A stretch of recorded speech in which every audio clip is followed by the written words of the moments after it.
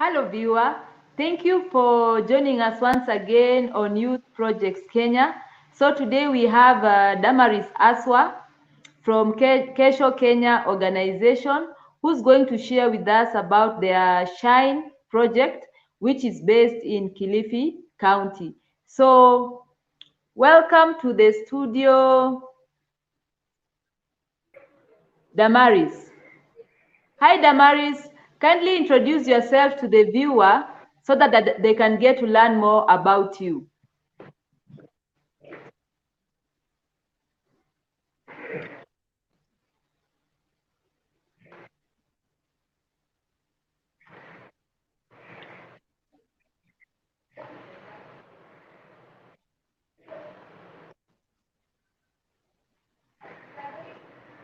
Thank you so much.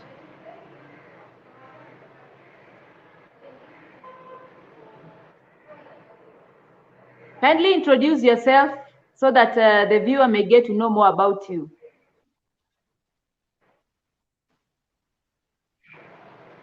All right. So my name is Damaris Aswa. I work for Kesho Kenya Organization as a project officer for a project called Students Acting for Honesty, Integrity and Equality.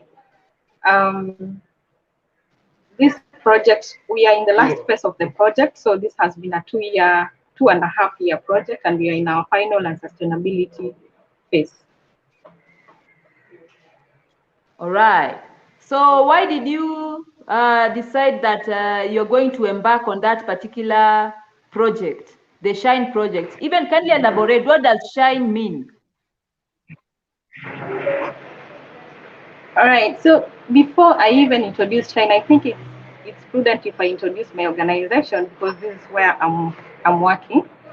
So I'm working for Kesho Kenya Organization, and basically this organization started in 2004, and it all started as a small group of friends who came together to express their shared concern about offering education support to vulnerable children in Kilifi County.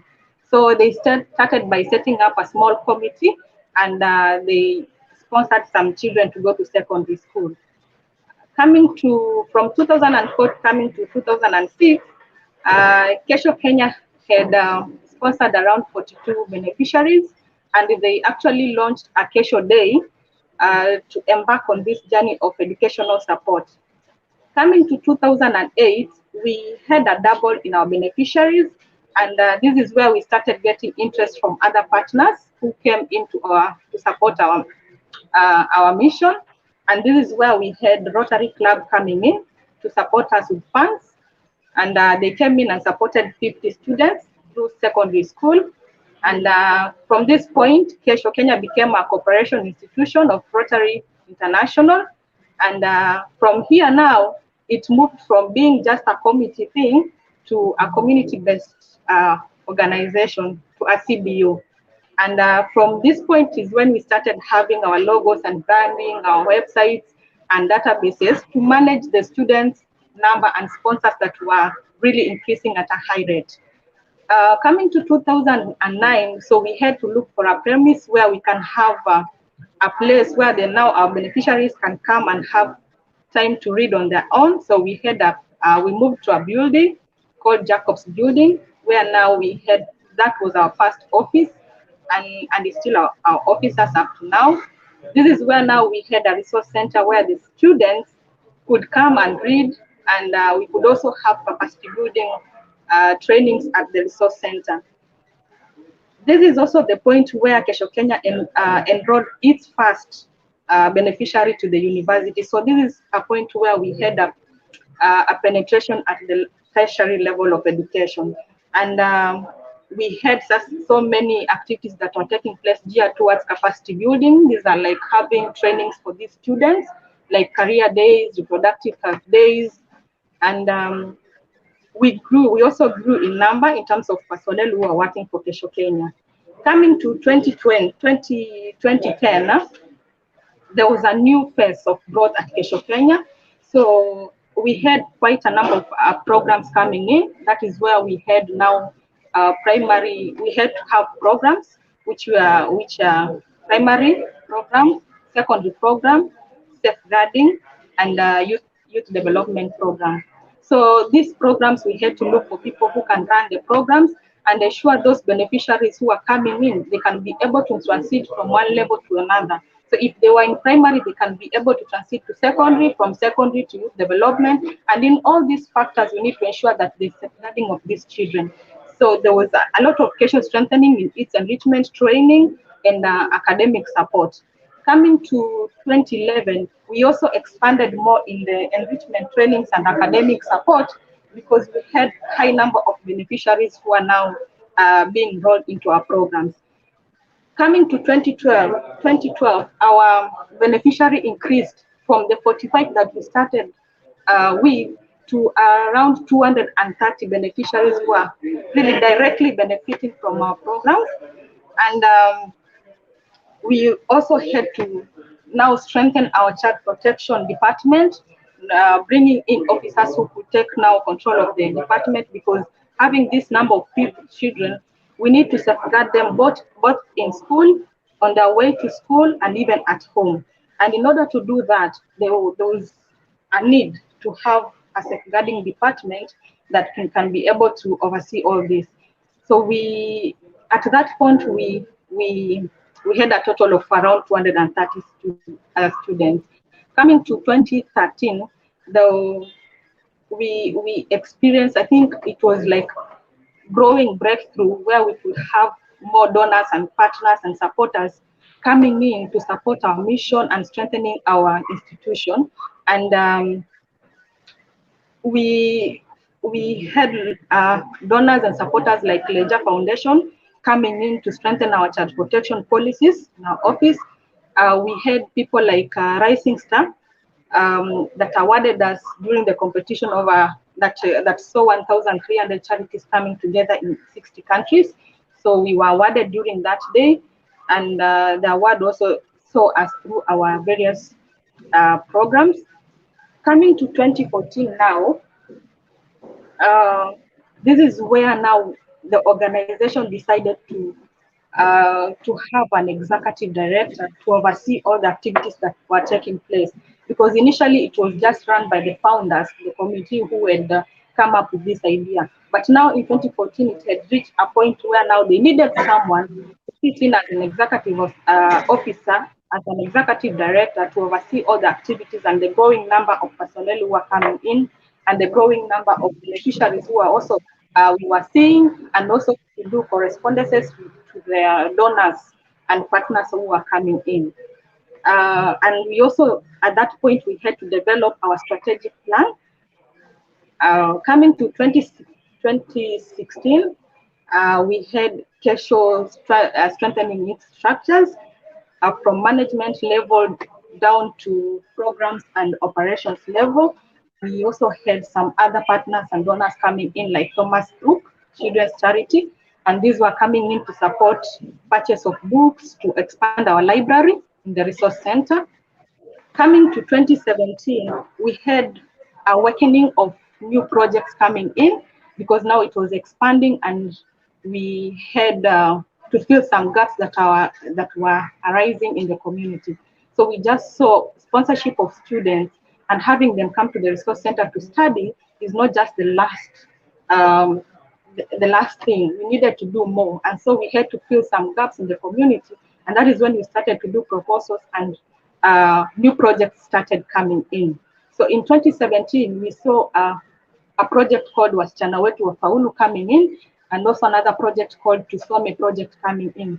All these projects were geared towards supporting in enhancement of literacy levels within Kilifi County. And for the Wasichana Wetu Wafaulu, was all about targeting our girls in the communities to enable them go back to school and transit to other levels. We also had Hope for Children, who came in to offer us support in our street business school. So this was purely about offering livelihood support to our beneficiaries, parents, or guardians, because giving the students sponsorship or putting the students in schools, there's also an extra thing where now these students have to go back to the communities or go back at their home. So is it safe for the children to go back at home? Will the family be able to cater for the basic needs when the child is at home? Because, okay, in the schools, Kesho Kenya will be providing the sponsorship, but what about the basic needs at home? So this is where Hope for Children came in to support our street business to enable us offer business skills to these guardians and parents to enable them put food on the table and be able to sustain or cater for the basic needs of the children. So the street business school is pure for uh, enabling these beneficiaries, parents or guardians to get equipped with skills in starting or expanding their businesses. So I can say it's economic empowerment. We also had lots of community reading sessions established due to the Some project that came in, and our number of staff at that point increased to 15, and there was further extension of the building to accommodate the number of staff that were coming in. So coming to 2018, we had uh, we had to we had a new strategic plan that came in, and this new strategic plan also came in with other more projects. So apart from the Wasichana Wetu Faulu and Tusome project, we had new projects that came in 2018, and these are tackling commercial sexual exploitation of children and students acting for honest integrity and equality, which is SHINE, that came in 2018. So because now the need that we identified in the community was to counter or tackle the commercial sexual exploitation of children, and there was another organization doing that similar activity. We saw it not being realistic for us to do the same project in the same county. So we decided to expand and do it in Kwale County. So we have a branch in Kwale, where now we are implementing the Tackling Commercial Sexual Exploitation of Children project, while the Students Acting for Honest, Integrity and Equality project is being implemented here in Kilifi County. So that in 2018, I would say that is when we opened our branch in Kwale County, and the total number of staff increased because of the coming new projects. And from that point is when also we revised our strategic plan, and we had a new strategic plan that ranged from 2018 to 2020, and that meant that our strategic focus had to shift from the previous one. Coming to 2019, we had increased visibility and networking, and we had now our beneficiaries moved higher to around 3,500 children educated in primary school to university. So you can see the number of students and beneficiaries who are coming in have increased tremendously. So by 2019, we had like 3,500 children who are educated from primary to tertiary level of education.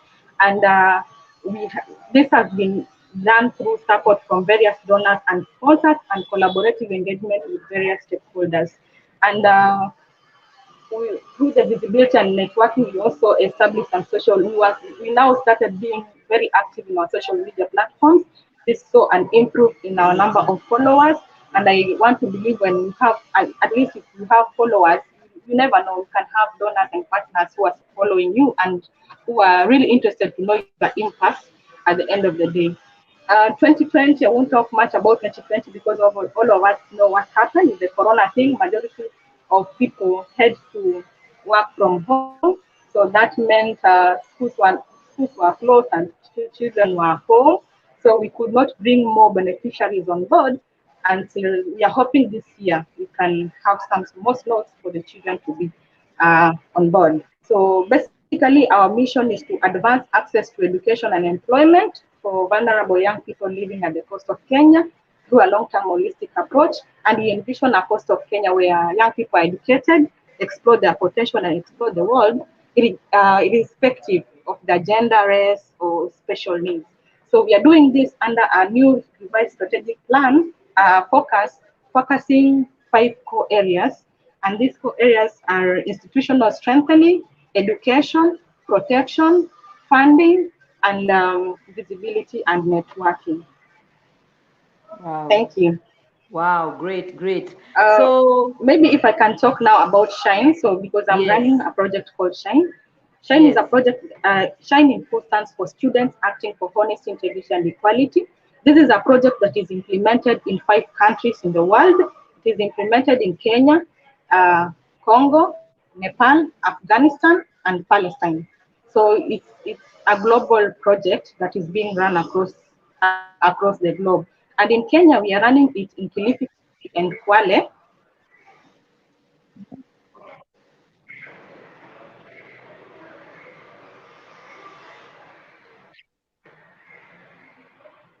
Okay, can I proceed? Yes, continue.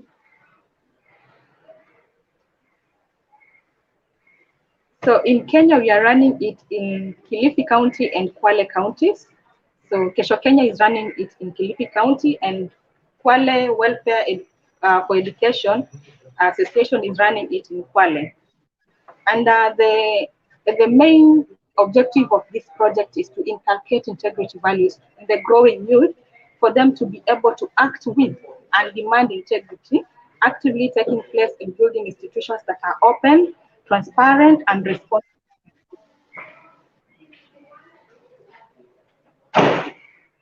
Yes. Great. So the inspiration behind this project is basically to inculcate these values in the growing youth. And you understand we are targeting schools because secondary school students, because these students they're at the age of behavioral change, and at times they might overreact because of majority of them are at that adolescent. Yeah, yeah. So you see some of the students. I think even it was in the news the other day that secondary school student has stabbed the teacher, and you can even see some strikes, unrest in schools. So basically, this project came in to inculcate these values in these students so that they can be able to act with. You know, you cannot demand something you cannot act with. So we are empowering them to act with and be able to demand integrity, and that if there is a problem or there's an issue that they are facing within the school or in the community, they find a common ground where they can be able to discuss these challenges or issues and amicably find solutions to them. And we are encouraging involvement of everyone in those decision making. You know, at times where in schools, majority at times decisions that are made, a student is not involved in most of the cases. And even if you go to the committees that are in the schools, you might find there is a committee, but a student representative is not present. And this is where now there is that disconnect between student and the school administration, because students might feel whatever the school is doing is not as per their wishes.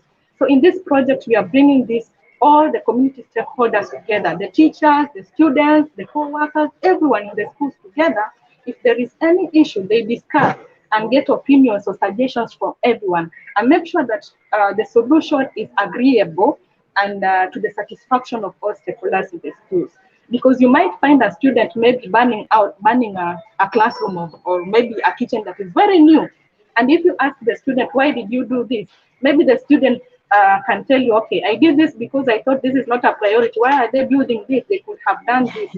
You see, so involving the students and any other stakeholder in the community, in the school, is very essential because we are building that capacity. And again, I want you to understand that youth are the leaders of tomorrow. So if we can leverage on them and inculcate these values in them, when they go, we are just hoping that by the time they're going to be leaders of tomorrow, they can understand the importance of embracing integrity and the repercussions that come with not acting with integrity. Thank you. Kindly share with us about your team at Kesho Kenya Organization.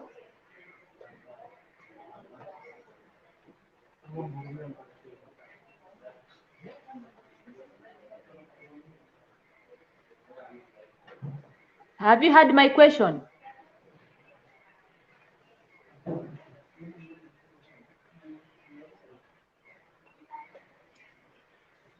Kindly share with us about your team, the team at Kesho Kenya Organization.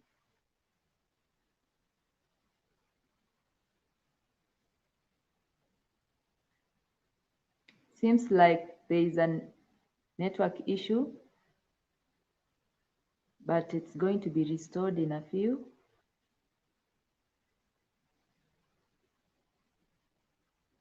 She's coming back in a few. Thank you, viewer, for watching and listening to this insightful discussion that we are having with Damaris Aswa from Kesho Kenya Organization that is currently implementing projects, especially the Shine project in Kilifi and Kwale County. So she'll be back in a few. We're experiencing network issues.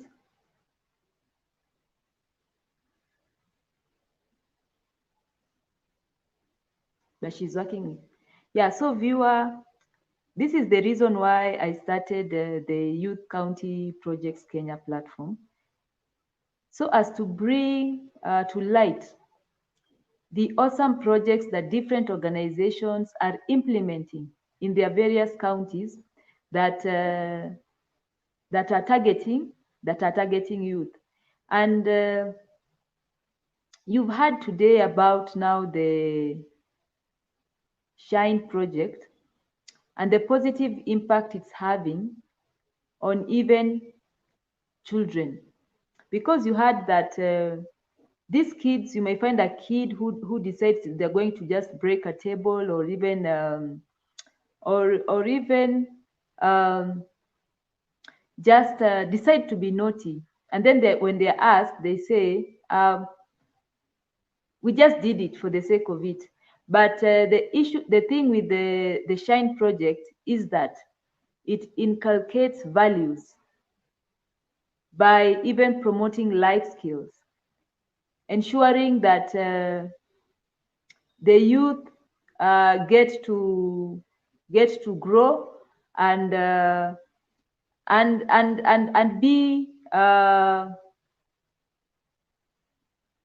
be upright citizens in the community. So Damaris, you have muted your line. Kindly unmute. Yeah, kindly share with us about your team.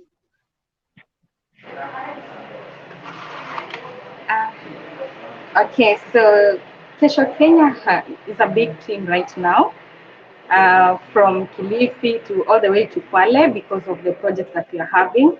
So we are having a total of around 40 staff who are on contract, and this is because of the various projects that we have. I'll just go through the projects so quickly. So we have staff who are working on Wasichana Wetu Wafaulu project that is funded by Education Development Trust (EDT). We also have staff who are working for Tusome project that is funded by RTI, rectangle RTI, rectangle triangle institute, something like that. And then we have safeguarding department, staff working under safeguarding department. This is very cool because issues of safeguarding cuts across all the projects. So these are very a core program in Kesho. We also have staff working under primary program. We have staff working under secondary program, staff working under youth development program. We also have staff who are working under tackling commercial sexual exploitation of children project. Another project is changing the way we care, and we also have building a future project. And finally, we have students acting for honest integrity and equality. That is Shine, which is funded by NORAD, with our lead partner being Integrity Action. So you will understand that our team is so big with various capacities and abilities, and we appreciate all that. And when we come together, we really build an awesome team. Yes. Awesome. So what message do you have for the African youth? Both the Kenyan youth and African youth, what message do you have for them?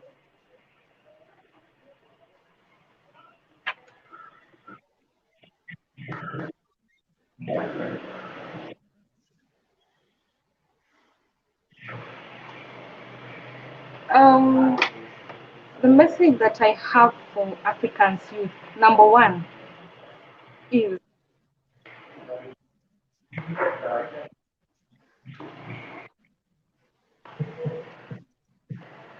I have one message for youth in Kenya and in Africa in general. And this is very important. We as youth should not allow to be used by politicians for their selfish gains. We understand that during political election process, a majority of people who are rioting and causing chaos is us youth. So if we decide to stand against these negative vices and being used, because now we are termed as vulnerable towards corruption, when we are doing an analysis or an assessment to understand the vulnerability groups to in terms of corruption, youth are always the first ones to be listed. It's because we are easily swayed with some little money and some fake favors that maybe if someone goes on that or sits on that seat, they'll give you something. Or maybe you've been given some little amount that is really, you think it's convincing you for you to vote for that person. So most of the time, we are being used. And if we can stop this being used by these politicians or these big people in the community to do these corrupt deals, then I think we shall go into a better society for us and for the generation to come. It's not only in politics, but generally, I think there is something that is happening everywhere. Youth are being used. And I don't know, some people might say it's because of unemployment rate, but I would say this: there are a lot of economic empowerment opportunities outside here that we as youth need to actually grab them. Who are we waiting for to grab these economic empowerment opportunities that are being given to us? Every county they have youth department, and right now I just saw a post that county government they're announcing cost for people to apply for the KIO project to be trained on life skills, life skills. But you understand that some youth are so reluctant. I was talking to some of them and I was asking them, why are you not applying for this KIO opportunity? It's an economic empowerment opportunity that is like a lifetime. Why are you not applying? And they were like, okay, madam, why should I apply? And why should I apply? If I apply, I'll be taken to a class to study for like 2 months and I'm not being paid. And when I'm doing this border or something, when doing this border riding, I can get 100 shillings a day. So you understand that youth are not futuristic. Majority of youth are just thinking of now and not then. And when they're used, especially in these corrupt deals, because now these big people are leveraging on this opportunity and this quickness to actually use us as youth in their corrupt deals. And when we get used in this corrupt deal, at the end of the day, when it gets to the limelight, those people who are using the youth are nowhere to be seen. And those people, the youth are normally left now in the limelight being accused of being involved in these corrupt deals. Yet in real sense, they're just being used by these big people who are nowhere to be seen when it reaches the limelight. So youth should avoid to be used and they need to grab, if it's an issue of unemployment, they need to grab these economic empowerment programs that are going on. I know there are various uh, civil society organizations that are working towards economic empowerment, so they can also grab these opportunities. And youth can also involve in volunteer activities and internship opportunities. We should just learn to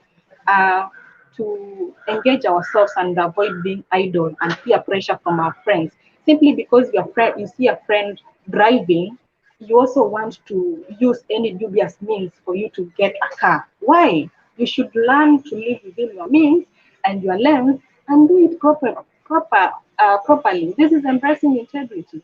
So we should also discourage our youth from falling into this peer pressure thing. Yeah, so that is the message I have for our youth, both in Kenya and across Africa. All right, all right. So I'd like, lastly, I'd like you to pitch to a potential donor why they should support Kenya Kesho.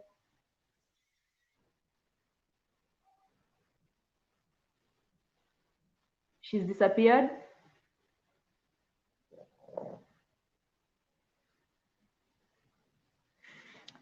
Yeah, so that was an insightful discussion that we had with Damaris Aswa from Kesho Kenya Organization, and we are coming to the end of the broadcast, and I hope you have been empowered and also been challenged to also impact your community by initiating projects.